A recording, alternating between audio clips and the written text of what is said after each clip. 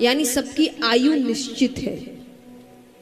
कब समय आ जाए, कब बुलावा आ जाए, किसी को नहीं पता। पता है क्या किसी को? कहते हैं कि एक बच्चा जब जन्म लेता है तो वो बड़ा होगा कि नहीं, इसमें संदेह है। संदेह माने डाउट, कि पता नहीं, हो भी सकता है, नहीं भी हो सकता है, कुछ पता नहीं है, तो संदेह है। चलो बड़ा हो भी गया तो पढ़ाई करेगा कि नहीं करेगा, इसमें संदेह है। कहो जोर से, है। उसकी शादी होगी कि नहीं होगी, इसमें संदेह है।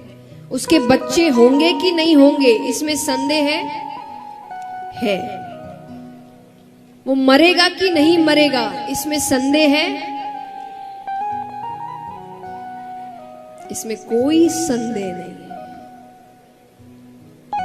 अगर जन्म लिया है तो मरेगा, ये दुनिया का सबसे बड़ा सच है। व्यक्ति यही भूल जाता है, उसको लगता है कि अभी कुछ नहीं।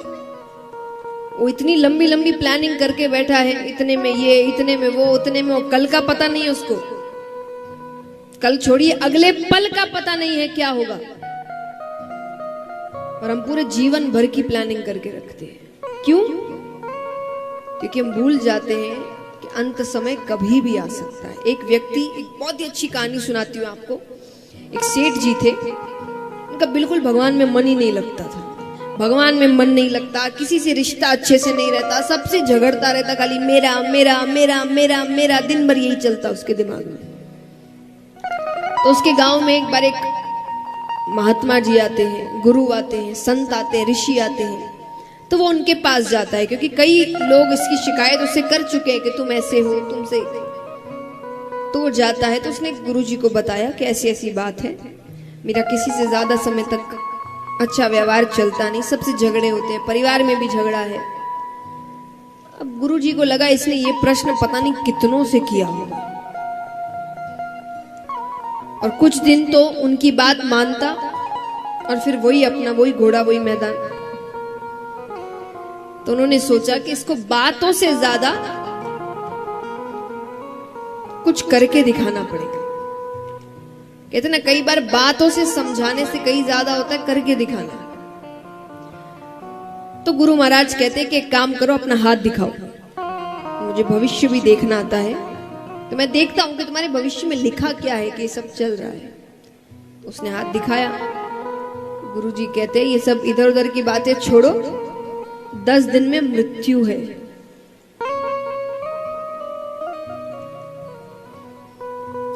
उसके तो शब्द नहीं आ रहे उसको समझ में कि क्या बोल रहे हैं आप। बोले 10 दिन में मृत्यु है, ऊपर जाना है, अब क्या करना है तुम देखो। वो तो गया। 1 2 3 4 5 6 7 8 9 10 11 12 13 14 15 दिन निकल गए, कुछ नहीं हुआ। 15 दिन बाद वो आया। वो कहे आपने तो कहा था 10 दिन में मृत्यु है, 15 दिन हो गए मुझे कुछ भी नहीं हुआ। गुरुजी ने कहा तुमने 15 दिन में क्या किया? बोले पूछिए मत, मैं तो ऐसा भगवान में लगा हूं,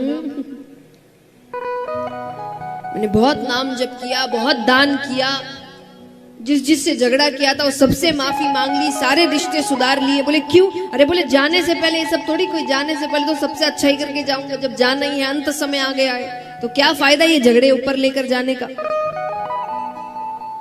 मैंने बहुत दान किया, आधे से ज्यादा जायदाद दान कर दी अपनी, खूब भगवान का नाम जप किया, मेरा तो पूरा मन भगवान में ही लगा था।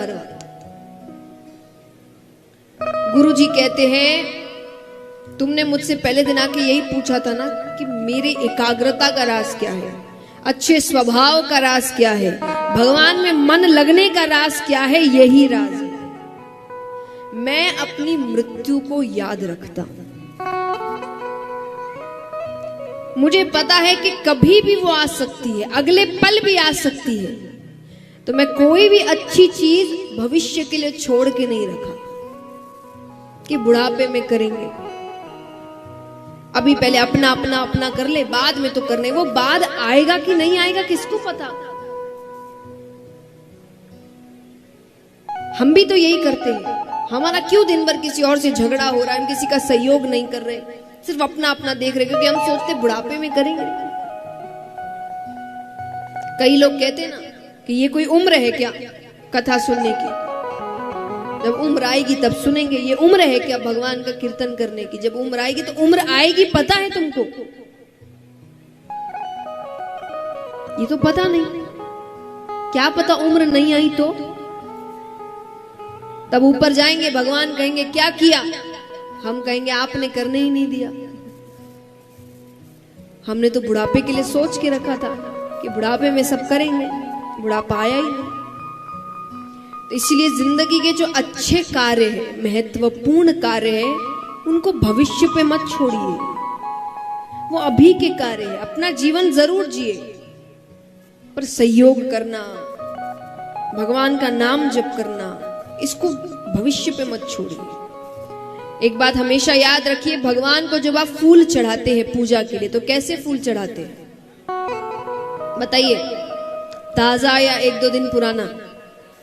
जोर से कहिए, पक्का, झूठ तो नहीं? तो फिर खुद को क्यों इतना पुराना होने के बाद देंगे भगवान को? हम भी जब भगवान की भक्ति करें तभी ना, जब ताजे हैं, जब स्वस्थ हैं, जब हर चीज अच्छे से चल रही है, दिमाग चल रहा है, शरीर चल रहा है, मन चल रहा है। जब आधी से ज्यादा चीजें चल नहीं रही होगी तब भगवान के पास जाएंगे। भगवान कहेंगे अब क्या कर रहे है, हालत तो है नहीं कुछ करने की, अब आराम कर ले, रहने दे। इसीलिए जब फूल भगवान को ताजे चढ़ाए जाते तो हम ताजे क्यों नहीं? हम इतने पुराने होने के बाद भगवान के पास क्यों जाते? तो भक्ति की उम्र बुढ़ापा नहीं होता, बचपन होता है, जब बिल्कुल ताजे हैं, मन साफ है। तो यहां पर सूत जी भी यही समझा रहे हैं, श्रीमद् भागवतम शास्त्रम, कि ये कथा जीव का कल्याण करती है। इसकी बातें, इसकी लीलाएं, इसका सार, इसकी सीख जीवन में वो हर चीज सिखाती है जिससे व्यक्ति जीवन की बड़ी से बड़ी लड़ाई लड़ सकता है, उसका कल्याण हो सकता है। अब यहां पर शौनकादि ऋषि पूछते हैं कि प्रभु हमें ये बताइए कि ये जो कथा है ये सबसे पहले किसने किससे कही? सूत जी कहते सबसे पहले ये कथा सनकादि ऋषियों ने नारद जी से कही। सनकादि ऋषि कौन है? ब्रह्मा जी के 4 पुत्र हैं, सनक, सनंदन, सनत कुमार, सनातन। इनको एक साथ कहते सनकादि ऋषि। कैसे सुनाई? एक बार नारद जी, जिन्होंने पृथ्वी की बहुत प्रशंसा सुन रखी थी, पृथ्वी पर आते हैं, वृंदावन तक पहुंचते हैं, उससे थोड़ा आगे बढ़ते हैं, ऋषिकेश, हरिद्वार। वहां पर सनकादि ऋषियों से उनका मिलना होता है। नारद जी के चेहरे पर चिंता के भाव हैं। सनकादि ऋषियों ने कहा, जो व्यक्ति हर वक्त भगवान का नाम लेता है, नारद जी कहीं भी जाते क्या कहते हैं? जोर से कहिए, नारद जी कहीं भी जाएं, और जोर से, नारायण नारायण।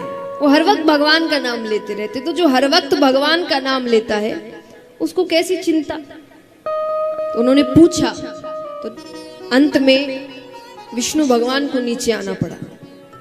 अब भगवान उससे गर्भ के बाहर से बात कर रहे हैं। भगवान कहते हैं कि तुम बाहर आ जाओ, ये दुनिया बहुत सुंदर है। वो बालक कहे इसीलिए तो नहीं आना। ये दुनिया इतनी सुंदर है कि यहां आकर जीव आपको भूल जाता है, आपको मानने से इनकार कर देता है। पर भगवान कहते हैं कि ऐसे तो उनको तकलीफ हो रही है जिसके गर्भ में तुम हो। शुभ बालक कहे, ठीक है, आप अपनी मोह माया रोक दीजिए, मुझ पर वो मोह माया चढ़ेगी नहीं तो मैं इस संसार में मिलूंगा नहीं। भगवान कहते वो तो नहीं रुक सकती। तो बोले मैं अंदर ही ठीक हूं। तब भगवान अंत में कहते कि ठीक है, एक क्षण में जितना समय होता है, सिर्फ एक क्षण, उसका भी जो 100वां हिस्सा होगा उतने समय के लिए मैं अपनी मोह माया रोक दूंगा। ठीक है, वो शुभ बालक कहे जब मैं कहूं तभी रोकिएगा। तो उसने बाहर निकलने की तैयारी कर ली। अब वो जैसे ही भगवान को इशारा करता है, भगवान अपनी मोह माया रोकते हैं और गर्भ के अंदर से साक्षात श्री सुखदेव मुनि महाराज प्रकट होते हैं। बोलिए श्री सुखदेव मुनि महाराज की। सुखदेव जी बहुत बड़े वैरागी माने गए और उनकी कृपा हो जाए, उनके जैसे गुरु की शरण मिल जाए तो व्यक्ति 7 दिनों में भगवान से मिल जाता है, जो राजा परीक्षित के साथ हुआ। कल से ये कथा आरंभ होगी। आज हम 2-3 जगह से कथाएं सुनेंगे, थोड़ी महादेव जी की तरफ से, थोड़ी अब नैमिषारण्य वन में चलेंगे, वहां सूत जी की तरफ से। कल से हम सुखदेव जी के मुख से कथा सुनेंगे। तो इनके जैसे गुरु मिल जाए तो भगवान से मिलना आसान हो जाता है। आइए उनके जन्म पर हम सभी प्रार्थना करते हैं, जिन्होंने गुरु बनाए हैं वो अपने गुरु का ध्यान करें, जिन्होंने नहीं बनाए वो भगवान का ध्यान करें कि उनको जब गुरु मिले तो सुखदेव जी जैसे गुरु मिले। गुरुर ब्रह्मा गुरुर विष्णु गुरुर्देवो महेश्वरा गुरुर साक्षात् परम ब्रह्मा तस्मै श्री गुरवे नमः। तस्मै श्री गुरवे नमः। तो इस प्रकार सुखदेव जी के अवतार की कथा आती है। अब चलते हैं नैमिषारण्य वन में, जहां 88,000 ऋषिगण बैठे हैं और उनको कथा सुना रहे हैं सूत जी। और उन 88,000 ऋषिगणों में सबसे बड़े ऋषि हैं शौनक ऋषि, इसलिए सभी को शौनकादि ऋषियों के नाम से संबोधित करेंगे। तो शौनकादि ऋषि सूत जी से पूछते हैं, अज्ञान ध्वंत विद्वंशा कोटि सूर्य समाप्रभा सूताख्या ही कथा सारम मम कर्ण रसायनम। वो सूत जी से कहते हैं कि हम अज्ञानी हैं और आप में एक नहीं, दो नहीं, करोड़ों सूर्यों के समान ज्ञान रूपी प्रकाश है। आप बताइए कलयुग में जीव का कल्याण कैसे होगा? क्योंकि कलयुग में जीव कई प्रकार के दुखों से ग्रसित है, रोगों से पीड़ित है। छोटे छोटे बच्चों को बड़े बड़े रोग हैं और धीरे धीरे ये चीजें बढ़ती जा रही है, रोग बढ़ते जा रहे हैं। हम देख ही रहे हैं, ये जो महामारी आई है 2-3 साल हो गए, कुछ ना कुछ लगा ही रहता है हर कुछ महीने में। थोड़ा ठीक होता नहीं है कि फिर कोई आ जाता है, थोड़ा ठीक होता नहीं कि फिर। तो ये सब क्या है कि धीरे धीरे रोग बढ़ते जा रहे हैं, व्यक्ति और रोगी होता जा रहा है। तो भगवान को कब याद करे? जब उसे अपने ही दुखों से, अपने रोगों से ही फुर्सत नहीं मिलेगी, वो खुद ही इतना दुखी दिन भर रहेगा। तो वो पूछ रहे कि ऐसे में उसका कल्याण कैसे होगा? तो सूत जी कहते हैं, काल व्याल मुख ग्रास त्रास निर्नाश हेतवे श्रीमद् भागवतम शास्त्रम कलोकिरेण भाषितम। काल व्याल मुख ग्रास। काल एक सर्प की तरह है। किसकी तरह? सांप की तरह।